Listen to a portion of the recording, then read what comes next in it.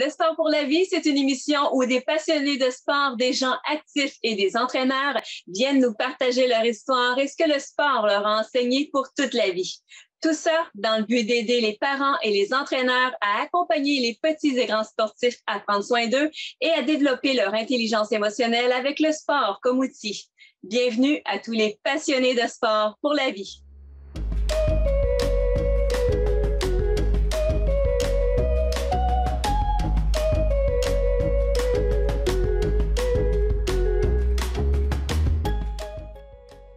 Donc aujourd'hui à l'émission Le sport pour la vie, je suis très heureuse de recevoir une joueuse de baseball émérite, Lucie Anctil. Bonjour Lucie.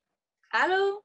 Lucie, je suis contente de te recevoir parce que j'avais envie qu'on s'adresse pendant l'émission aux ados parce que la mission de l'émission, c'est aussi c'est en grande partie d'accompagner les petits et grands sportifs dans le développement de l'intelligence émotionnelle avec le sport comme outil. Donc, je me dis, il faut que je reçoive aussi des jeunes, puis ça me fait vraiment plaisir de te recevoir. Merci. Merci d'avoir accepté l'invitation. Et justement, Lucie, on veut prendre des nouvelles de nos ados. Comment ça va en temps de pandémie? Ben, c'est sûr qu'au niveau du sport, c'est quelque chose, là, parce que, tu sais, mettons, moi, pour ma part, j'étais supposée jouer tout l'hiver à Montréal au baseball. Ben, tout ça a été cancellé. C'est sûr qu'au niveau de la mise en forme, ben, les gyms ont été fermés pendant très longtemps. Fait que c'est sûr qu'à ce niveau-là, ça a été difficile de rester dans le beat du baseball, si on peut dire. Mais, tu sais, on est tous dans le même bateau. Fait que je me dis, tu sais, ça pénalise pas personne que par rapport à un autre. Mais c'est sûr que les journées sont longues à rester chez nous, à regarder le beau temps puis pas pouvoir jouer, là. Fait que, ouais. Effectivement. Puis, comment les gens autour de toi vivent ça aussi? Comment tes amis ont vécu ça aussi, sportifs ou non? Ben, c'est sûr que juste le niveau à l'école, là, ça paraît pour tout le monde. Là. Tout le monde, tu sais, notre niveau d'intérêt a complètement baissé. Là. Les notes aussi, veut pas, tout joue là-dessus, sur le moral. On peut plus nécessairement se voir non plus. Fait que non, c'est sûr dans toutes les parties de la vie, c'est difficile pour tout le monde, là, la pandémie, là, vraiment. On a tout hâte que ça passe. Effectivement, je comprends. Dis-moi, Lucie, justement, comment on fait quand on est une jeune adolescente comme toi, sportive, pour passer par-dessus ce manque-là? Ben, c'est sûr que, tu sais, l'été passé, on l'a pas trop senti parce que, tu sais, moi, je travaille à temps plein, je joue au baseball. À Montréal, ça l'a pas arrêté. Fait que c'est sûr que à ce niveau-là, on l'a pas senti. Cet hiver, ben, c'est sûr que là, quand l'école a commencé, c'est là vraiment qu'on a reçu le gros choc, là, qu'on a vraiment réalisé ce qui se passait, si je peux dire ça comme ça, mettons. Puis, ben, c'est sûr que, tu sais, là, j'ai recommencé à aller au gym. Fait que ça me fait voir un peu de monde. J'ai ressorti mon filet puis mon bâton dehors puis je frappe des balles. Fait que c'est sûr que, tu sais, on trouve des trucs pour nous occuper sans faire vraiment ce qu'on veut, mais, tu sais, on trouve des petits trucs pour s'occuper, là. Et Lucie, tu le disais, tu le dis toi-même, en fait, que le baseball t'a beaucoup appris au niveau mental. Est-ce que ça t'a été utile, ce que tu as appris dans le sport pour passer à travers ça, cette pandémie-là? Là? Ben oui, c'est sûr, là. Tu sais, veux pas, dans le sport, on n'a pas toujours ce qu'on veut. Surtout rendu à des niveaux plus hauts, tu sais, comme pour ma part, je suis catcheur, mais tu sais, en arrivant sur l'équipe du Québec, j'ai pas eu ma place tout de suite en arrière du marbre. Fait que c'est sûr que, tu sais, à ce niveau-là, il a fallu que je travaille fort pour avoir ma place. Fait que, tu sais, j'ai pas toujours eu ce que je voulais. Il a fallu que je sois patiente par moment pour pouvoir vraiment atteindre mes buts. Fait que c'est sûr que ça se rejoint un peu, là.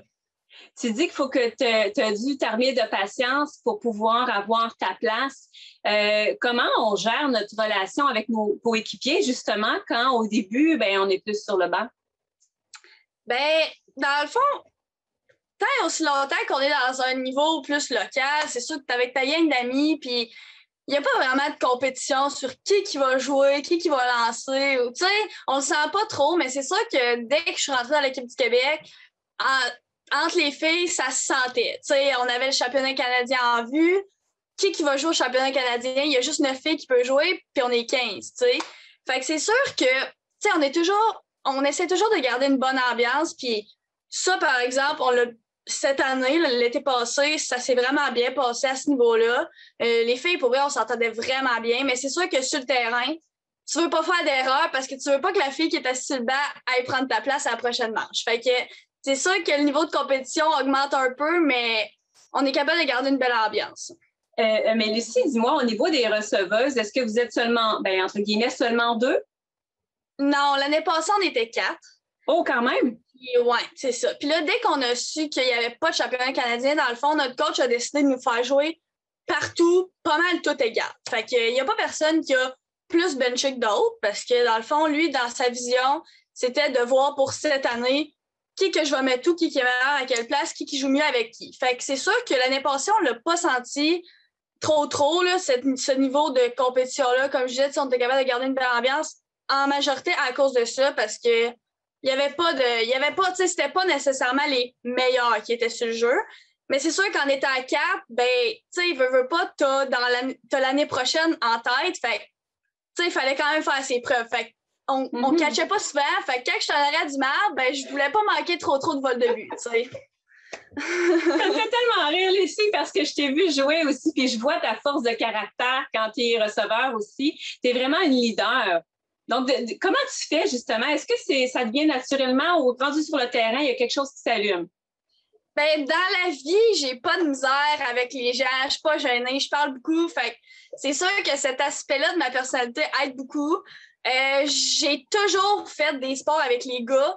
Avec les gars, il faut que tu fasses ta place en étant une fille parce qu'il faut que tu leur prouves qu'une fille, ben, ça peut lancer aussi fort qu'un gars.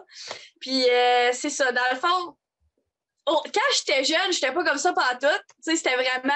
j'étais la petite fille qui prenait son trou puis qui allait jouer dans le champ si les gars, ils disaient d'aller jouer dans le champ. Mais de plus en plus, j'ai comme appris qu'il fallait que je mette mon pied à terre si je voulais avoir ce que je voulais.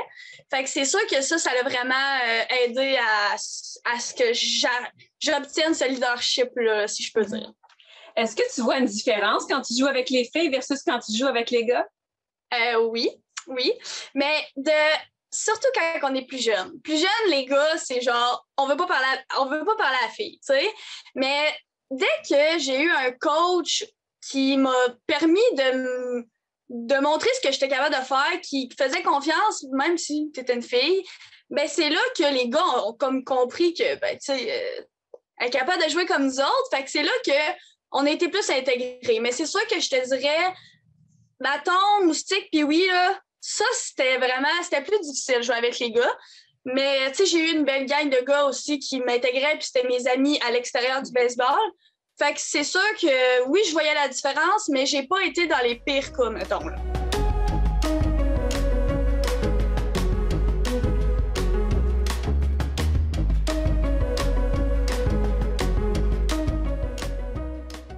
Donc, Lucie, est-ce que tu dirais justement que tu as eu un coach qui t'a aidé à faire un petit peu plus ta place? Si oui, c'est qui? Puis qu'est-ce qu'il t'a apporté là-dedans? Ben, je pourrais pas dire que j'ai eu un coach en particulier, mais mon premier coach, dans le fond, c'était le papa de 2 filles qui jouaient dans mon équipe, Nicolas Marquis à Saint-Pascal. C'est le premier coach qui m'a donné l'opportunité de me développer, même si j'étais une fille qui croyait que les filles avaient leur place sur le terrain. Puis cette année-là, c'était Pee-Wee, 2e année, ouais. On était 6 filles sur 9 dans l'équipe. Fait à ce moment-là, c'est vraiment là qu'à partir de cette année-là, c'est vraiment là que j'ai upgradé très, très, très rapidement parce que j'avais ma place sur le terrain. C'est important ce que tu dis, Lucie, parce qu'à partir de Pee-Wee, souvent, il y a vraiment un fossé qui se creuse entre les gars et les filles au baseball, notamment à cause de la forme physique, à cause des changements corporels, etc. On peut en nommer plein. Tu disais tantôt, on m'a intégré même si j'étais une fille. C'est sûr que moi, ça m'a pointé vraiment. Est-ce que c'est quelque chose que toi, tu trouves important d'apporter dans ton sport, l'apport des filles? Ben oui, tellement. C'est sûr. Tu sais, moi, j'ai jamais, à partir de Pee-Wee, même, tu sais, je pourrais pas dire que j'ai été mis à l'écart, mais tu sais, à partir de Pee-Wee, là, j'ai vraiment été mis sur le terrain, puis, tu sais, tous mes coachs à partir de ce moment-là ont vu qu'on était capable de jouer comme les autres, puis c'est vraiment important de se sentir intégré dans l'équipe par les autres, parce que, tu sais, moi, je me suis sentie intégrée, puis ça m'a permis de catcher 100% du temps jusqu'à midget l'année passée. Tu sais, on jouait dans le midget A, on est allé aux provinciaux, puis j'ai catché 100% du temps, puis jamais mon coach a dit « Ah, ben tu sais, on va pas la faire jouer, c'est une fille. » Tu sais, il savait que j'étais capable de pogner les gars au deuxième but comme mon coéquipier aurait pu faire. Fait que c'est sûr que moi, honnêtement, ça part de la confiance du coach, puis la confiance des gars de ton équipe suit après. Là.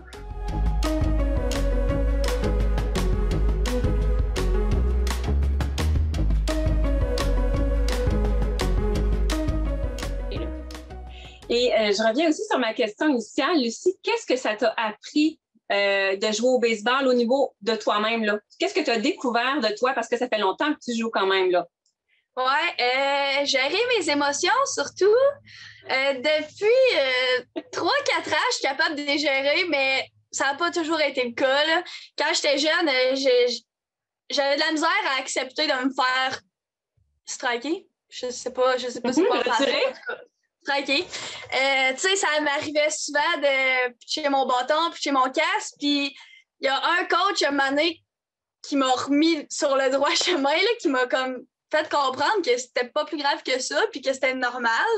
Puis c'est ça, à partir de midget première année, là, je pourrais dire que j'ai vraiment été capable de gérer mes émotions puis de garder le sourire toute la game, même si j'avais de mauvaises games. Oh mon Dieu, quand même, c'est impressionnant, Lucie. Ouais. Puis justement, tu m'amènes à te parler de la gestion de l'erreur, parce qu'on sait que le baseball, c'est beaucoup une question d'erreur. Hein? Donc, c'est quelque chose que j'imagine que, comme tu viens de dire, que tu as dû apprendre à gérer. Puis c'est quoi tes trucs?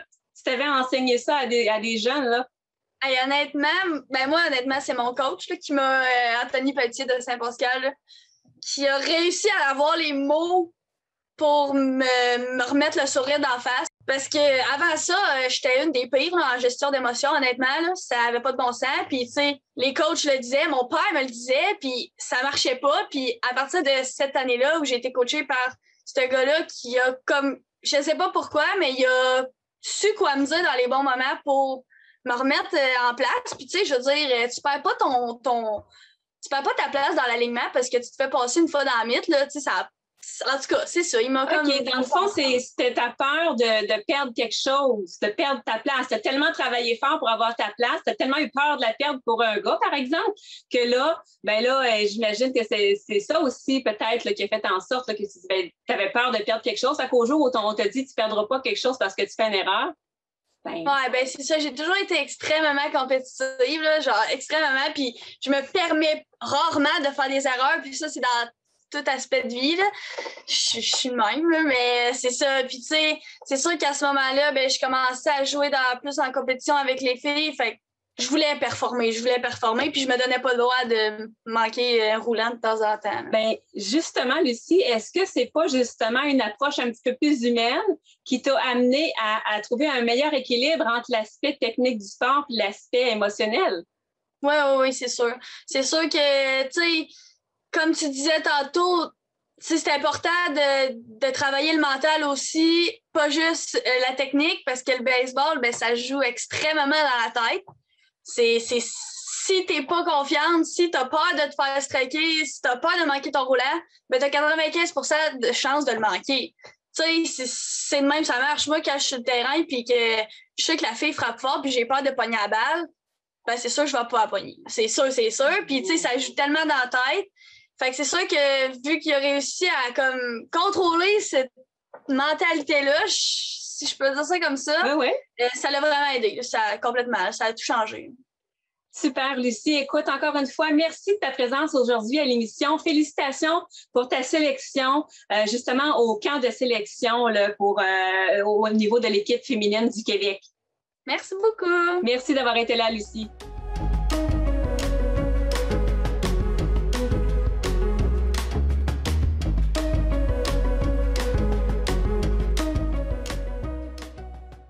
Donc, aujourd'hui, également à l'émission, je reçois Maxime Lamarche, directeur général de Baseball Québec. Bonjour, Maxime.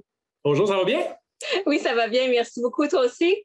Mais oui, ça va super bien. Le printemps s'est pointé le bout du nez, fait que ça fait du bien. Effectivement, ça veut dire que la saison de baseball commencera bientôt. Justement, parlons-en, Maxime. Tu es vraiment un gars qui a le baseball tatoué sur le cœur. C'est une belle feuille de route, disons-le.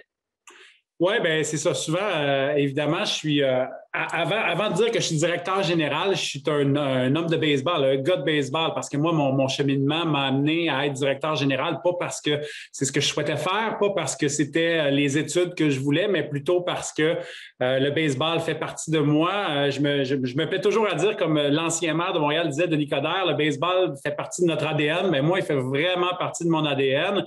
C'est ce qui fait qu'à tous les jours, je suis motivé à essayer de bouger terre et mer pour que le baseball avance, même si on est en pandémie. Et justement, Maxime, d'où te vient cette passion pour le baseball? Tu dis que c'est dans ton ADN. Bien, ça vient, ça se passe de génération en génération, évidemment, dans ma famille, du côté de mon père. C'était des amateurs de baseball, des joueurs de baseball. D'ailleurs, ce qui est quand même assez intéressant, c'est que je suis né un 15 août pendant une partie des Expos de Montréal et mon père était à Montréal dans les sièges de la sœur de Charles Bronfman, Phyllis Lambert, parce que ma mère travaillait dans un bureau d'archives pour elle. Donc, probablement que ça s'est déclenché là. Mon père, pendant la journée où ma mère allait accoucher, était à un match des Expos, est revenu vite. Je ne sais pas comment ils ont géré ça parce qu'évidemment, il n'y avait pas de cellulaire dans ce temps-là, mais bref, il est arrivé à temps. Et là, à ce moment-là, ben, l'amour du baseball, est entré en dedans de moi. Mon père, qui jouait à softball à ce moment-là aussi, m'a amené au parc. On a commencé à se lancer la balle. Il s'est investi avec moi. Comme beaucoup d'histoires de joueurs de baseball, papa a commencé à coacher. Puis après ça, bien évidemment, on a fait un bon bout de chemin ensemble jusqu'à temps qu'il se déclare inapte à me coacher. Et après ça, bien évidemment, je suis allé plus dans la haute performance. Puis mon cheminement a continué là. Mais tu sais, c'est vraiment une histoire de famille où est-ce que comme je le disais souvent à du monde, le baseball, c'est très familial, ça vient dans le mode de vie. Ben, c'est ce qui est arrivé dans ma famille aussi. Mon père me coachait, ma mère faisait nos lunchs, puis on partait toute la fin de semaine jouer à la balle. Quel est le meilleur conseil que ton père t'aurait donné? Ben, il m'en a donné vraiment beaucoup. La première des choses, c'est que mais le plus important, c'est qu'il a passé énormément de temps avec moi. Pour lui, c'était probablement son moyen de passer du temps avec son fils. Tu sais, j'ai des amis que les parents venaient, droppaient l'enfant au parc, puis après ça, repartaient. Lui, il restait, s'impliquait comme entraîneur. C'était pas un problème de me frapper 150, 200 balles, 300 balles. Et une chose qui peut paraître aujourd'hui, qui était extrêmement important pour mon père, c'était toute la notion de leadership. J'étais receveur. Pour lui, c'était important. Un receveur est un meneur de jeu. Il a la vue sur le jeu. C'est lui qui dirige un peu ce qui se passe, le trafic, qui conseille le lanceur. Donc, je dirais que tout l'aspect autour du leadership, de me mettre en confiance, de prendre la parole, fait qu'aujourd'hui, je suis capable de le faire avec la province au complet puis représenter au-dessus de 35 000 joueurs de baseball. Donc, je dirais vraiment toutes les petites attentions qu'il a portées dans mes jeunes années, puis un peu vers le début de l'adolescence, à m'aider à prendre ma place, a fait qu'aujourd'hui, je pense que c'est une qualité que j'ai, puis qui fait sa marque dans ce qu'on fait là.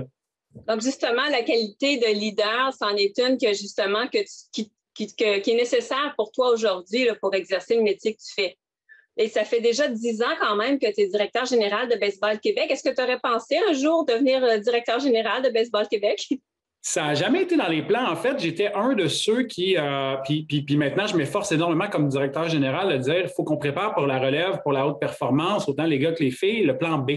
Moi, je suis un de ceux, puis j'ai des amis qui ont poursuivi dans ce chemin-là, où est-ce qu'on avait juste un plan A. On pensait, nous autres, là, tout petits, on rêvait qu'on allait jouer dans les collèges américains, qu'après ça, le chemin s'ouvrirait vers le baseball professionnel et les ligues majeures.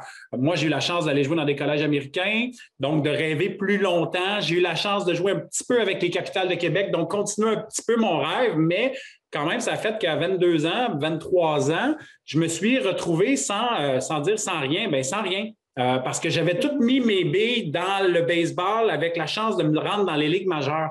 Et maintenant, ce que j'essaie de passer comme message, c'est que vous pouvez vous investir à 100 000 à l'heure dans votre rêve de baseball, mais il faut prendre en considération que peut-être ça n'arrivera pas. Puis, je ne veux pas être défaitiste, mais il y a 0,001% des joueurs de baseball québécois qui vont se rendre dans le baseball professionnel puis les ligues majeures.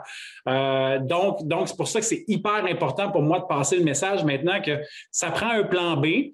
Moi, j'ai été chanceux parce que j'ai rencontré sur mon chemin des gens exceptionnels. Michel Laplante des Capitales de Québec, Jean Tremblay qui est propriétaire du club aussi, qui m'ont donné la chance de m'épanouir, de grandir dans ce que je fais. qui par ricochet m'a amené à Baseball Québec. Fait que, c'est là que je dis, j'ai été chanceux dans mon chemin. Je pense que présentement, maintenant, je fais ma chance aussi en prenant les bonnes décisions. Mais je suggère fortement à tous nos athlètes de préparer le plan B juste au cas où, et puis ça n'empêche pas de focusser sur le plan A en même temps. Exactement. Et là, Maxime, tu parles de plan B, mais on voit là, depuis quelques temps une volonté des organisations de faire jouer nos jeunes un petit peu plus longtemps. Parce qu'une fois passé le midget au baseball, ben des fois, on se retrouve devant un creux en quelque sorte. Mais c'est une volonté, j'imagine, là, chez Baseball Québec, d'essayer de faire jouer le plus longtemps possible nos jeunes. Ben absolument, on veut, tu sais, à un certain moment, on passe des messages à travers le sport. Puis il y en a un, c'est de créer des saines habitudes de vie, et le sport fait partie des saines habitudes de vie.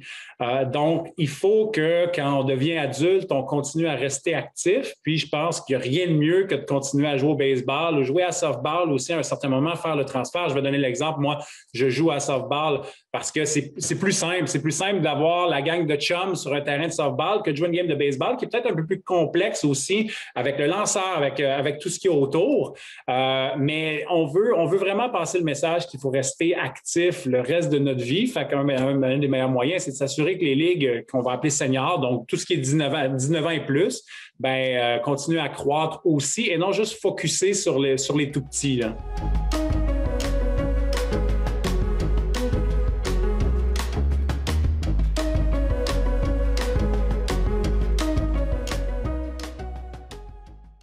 Et qu'est-ce que Baseball Québec, retient parce que c'est pas terminé malheureusement, mais qu'est-ce que vous retenez de la dernière année, puis qu'est-ce que vous désirez améliorer pour cette année?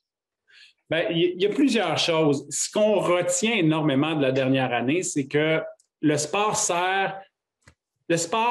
doit faire plaisir, doit amuser. C'est un jeu, puis il ne faut pas oublier l'importance de jouer, l'importance de créer des beaux souvenirs, de créer des beaux moments. Puis la pandémie, c'est un moment exceptionnel pour se le rappeler parce qu'on a vécu des moments angoissants, des moments stressants.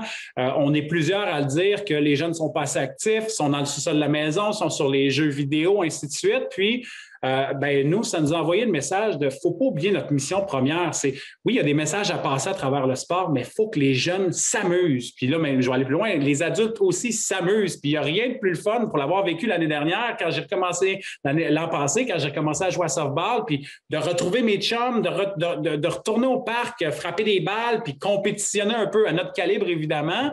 Et ça, la pandémie nous a appris une chose, c'est que ces moments-là, il faut les vivre, puis ils sont très, très, très, très importants. Écoute, c'est comme de la musique, évidemment, mes oreilles, tu le devineras, Maxime, mais c'était ma prochaine question, justement, parce que votre plan stratégique chez Baseball Québec se termine en 2023. Il est tout nouveau, entre guillemets. Mais là, la pandémie, est-ce que ça va vous forcer en quelque sorte, justement, à revoir certaines choses, à vouloir enseigner un petit peu plus autre chose à vos entraîneurs? Un plan stratégique, c'est supposé d'être capable aussi de bouger, de se modifier, de se transformer. Puis, je pense que de notre côté, on est extrêmement ouvert. C'est pas un outil qui est rigide puis dit c'est comme ça puis on peut pas en sortir. C'est pas comme ça qu'on est à Baseball Québec. Il y en a d'autres qui pourraient travailler autrement. Et évidemment, moi, je suis tombé en amour l'automne dernier avec un programme que la Fédération française de foot a mis en place qui est en lien avec les compétences de vie. Quand je disais tantôt que pour nous autres, c'est important de préparer la relève de demain, les compétences de vie, elles peuvent s'enseigner ou le savoir-être peuvent s'enseigner à l'école, s'enseignent dans les familles, mais le sport, c'est comme la troisième maison. Puis, on s'est comme dit, c'est important qu'on joue notre rôle aussi, qu'on soit capable d'éduquer nos athlètes, ces jeunes filles-là, ces jeunes garçons-là. Tu sais, à un certain moment, on dit toujours, il y a des messages qui passent encore mieux. Quand t'es parent, il y a des messages qui passent encore mieux quand ça vient de ton entraîneur ou de ton professeur ou de ta prof de musique. Et je pense qu'on a décidé de faire un statement clair qu'on voulait jouer ce rôle-là. Donc, on a commencé à travailler justement à la mise en place d'un programme qui est basé en lien avec toutes les compétences de vie. Donc, ce qu'un jeune doit acquérir pour pouvoir bien fonctionner dans la société. On est en train de travailler là-dessus. C'est assez innovateur parce qu'on s'est rendu compte que ça ne se faisait pas au Québec au niveau des fédérations sportives. Ça se fait dans certains endroits. Il y en a qui sont passionnés par ça, évidemment. Puis je te regarde avec le sourire. Je sais qu'en effet, on est dans ta table présentement, mais on a décidé de l'amener à un autre niveau. Fait que, on va aller parler de l'engagement citoyen. On est bâti autour du bénévolat. Bien, il faut montrer à nos jeunes comment c'est important de redonner à la société, redonner à son groupe, sa communauté d'appartenance, tout ce qui est la santé. Quoi de mieux qu'un terrain de baseball dans un environnement qu'on aime pour aller parler de sujets de saines habitudes de vie, autant dans la nutrition que des choix qu'on fait. Tout ce qui est fair play, tout ce qui est environnement aussi, je pense que le sport, on est capable d'aller intégrer toutes ces compétences-là à travers nos pratiques, à travers nos parties pour, encore une fois, en arriver à un bout à un certain moment où est-ce que, un jeune passe une entrevue à 23, 24 ans là, pour une job. Là. Mais moi, je rêve un jour que la personne qui va passer l'entrevue va dire « Hey, ça paraît que ce jeune-là, il vient du milieu du baseball, il en a appris des choses, puis là, je le vois à travers ça. » Ça, c'est un peu la mission qu'on a à travers ce programme-là.